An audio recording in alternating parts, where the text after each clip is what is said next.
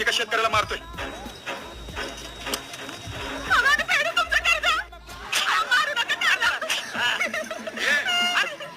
यांनी शेतीसाठी कर्ज घेतलं होतं. आज 2 वर्ष पूर्ण झाली, ना मुद्दल ना व्याज. अरे पीक पाणी झालं की नाही तुझे पैसे परत तो. योग्यच. बोला तुम्ही.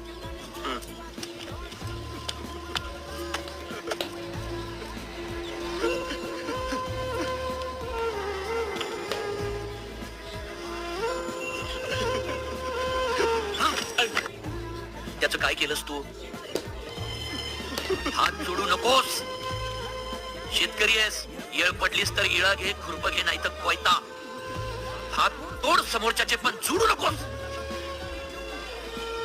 काय केलंस त्या पैक्याचं? मामा लगीन होतं थोरलीचं. वय आम्ही सगळा पैका हुंड्याला दिला.